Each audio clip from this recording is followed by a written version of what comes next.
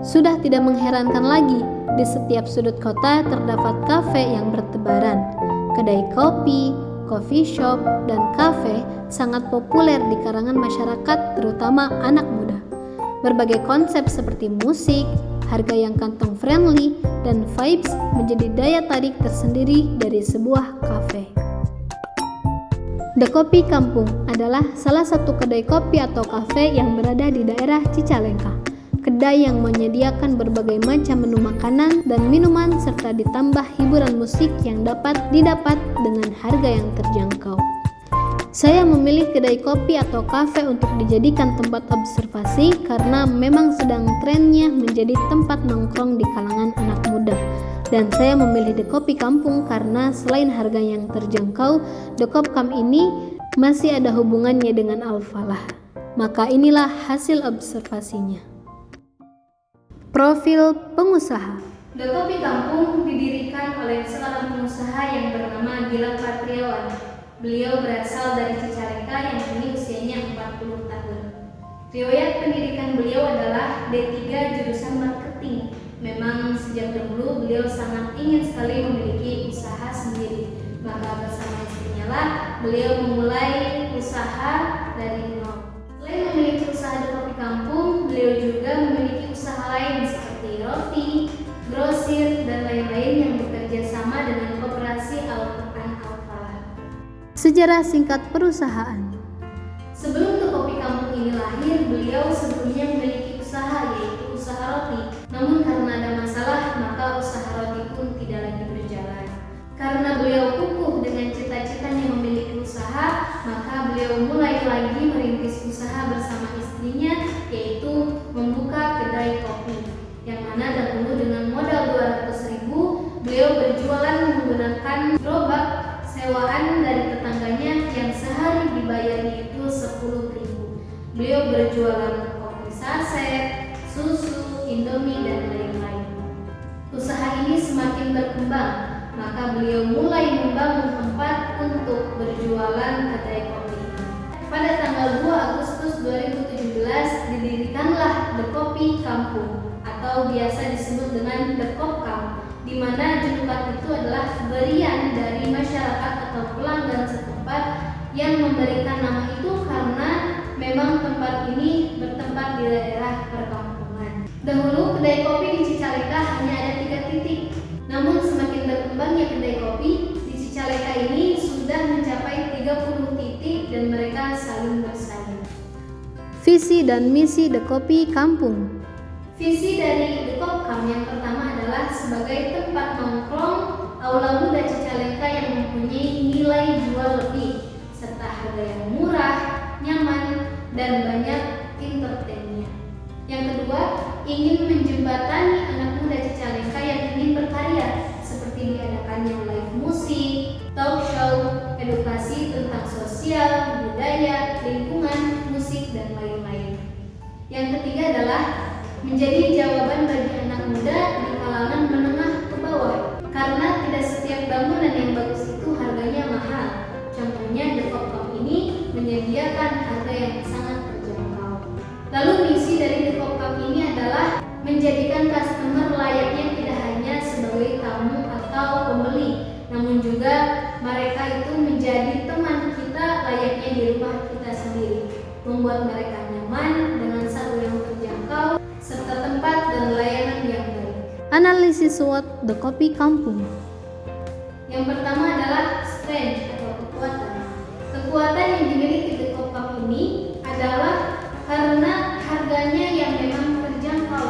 Contohnya saja 20.000 itu sudah mendapatkan makanan, minuman, serta live musik. Serta memiliki parkiran yang lumayan luas sehingga pelanggan nyaman dalam memarkirkan kendaraannya. Kemudian menjamin pelayanannya yang ramah terhadap pelanggan serta varian menu yang banyak dan tempat yang terjangkau di sekitar masyarakat. Selain kekuatan, ada juga kelemahannya, yaitu dari bangunannya yang belum begitu megah. Karena ada juga kemarin pembeli yang bilang kepada ownernya bahwa toiletnya itu masih kurang bagus, yaitu memang diakui oleh ownernya. Dan untuk kopinya itu belum kopi-kopi yang menggunakan mesin yang canggih seperti Starbucks dan lain-lain. Tapi pengusaha tetap berusaha memberikan pelayanan terbaiknya kepada pelanggan.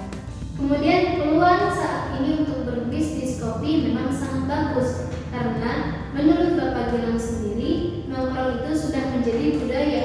Dan budaya sekarang nongkrong itu bukan lagi di rumah-rumah atau sekretariat, tapi bisa di tempat-tempat kopi ini. Jadi bagi siapa yang ingin membuka usaha seperti ini sangat bagus peluangnya, asalkan dengan strategi yang bagus pula. Kemudian ancaman, seperti yang telah dijelaskan tadi bahwa peluangnya yang sangat bagus, maka ancaman yang ada itu ada pada pesaing-pesaingnya. Namun tinggal bagaimana kita caranya tetap bisa bertahan, konsisten, dan mengatur strategi baru agar pengunjung terus datang ke kedai kopi ini.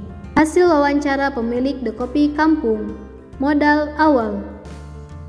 Seperti yang telah dijelaskan di awal bahwa dengan modal 200.000 beliau berjualan menggunakan gerobak sewaan dari tetangganya yang sehari dibayarnya itu 10.000. Namun dengan sering berkembangnya kopi ini, sedikit demi sedikit dari hasil penjualannya, pendiri mampu mulai membangun kedai ini dan mengatur keuangannya dengan baik.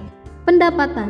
Untuk pendapatan per hari dari The Kopi Kampung ini beda-beda, seperti karena weekend atau weekday atau hal lainnya.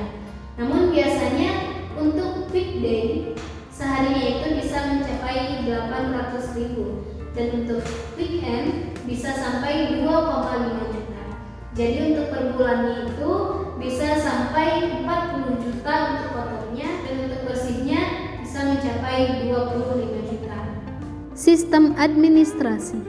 Untuk sistem administrasi sendiri di Kopkam ini masih pembukuan yang manual seperti pencatatan total pembelian, penjualan, persediaan bahan baku, omsetnya, dan lain-lain.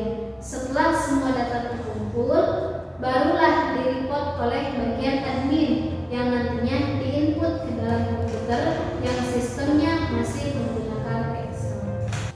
Jumlah pegawai.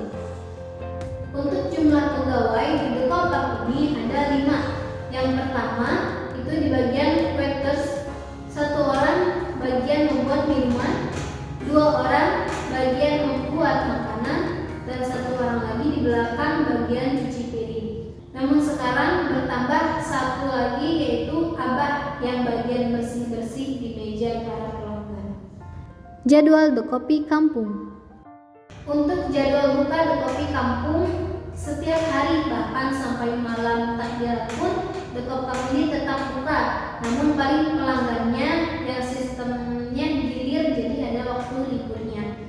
Untuk jam bukanya dari mulai jam 4 sore sampai jam 11 malam dan ramai-ramainya itu biasanya pada jam 7 malam ke atas. Gaji pegawai.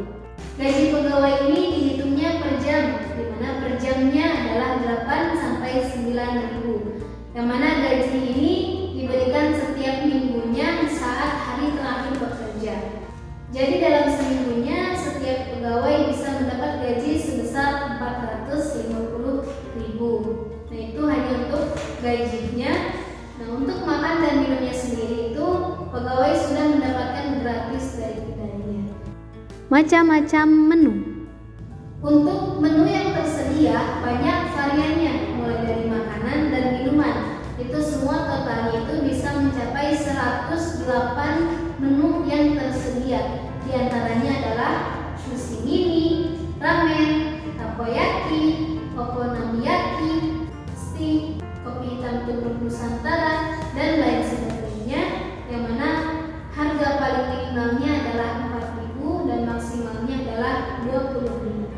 Harapan untuk The Kopi Kampung. Untuk harapannya dari Bapak Gilang untuk The Kopi Kampung ini adalah dapat berkembang eksis di tengah-tengah masyarakat, khususnya anak-anak muda, untuk terus bekerja dan berusaha serta memberikan peluang untuk para pemusik dalam mengembangkan bakatnya.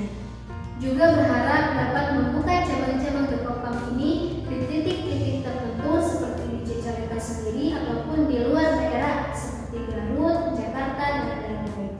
Rahasia sukses pengusaha. Rahasia sukses yang dipegang oleh Bapak Gilang ini adalah pertama, harus memiliki niat yang kuat untuk bisa memberikan manfaat kepada orang lain, serta tetap konsisten, jujur, tekun, dan optimis karena dengan itu usaha yang kita jalankan akan terus berkembang maju dan berkah. Dan pasti dalam semua usaha itu tidak akan luput dari cobaan. Maka jalan keluarnya adalah dengan menyelesaikannya dengan mencari solusi bersama, bukan lari dari masalah. Ikhtiar mencintai prosesnya dengan kerja keras, karena kerja keras tidak akan mengkhianati hasil. Di samping kita kerja keras juga, kita harus kerja cerdas, kerja ikhlas, dan kerja tuntas. Mungkin sekian observasi saya yang dapat saya presentasikan. Kurang lebihnya mohon maaf.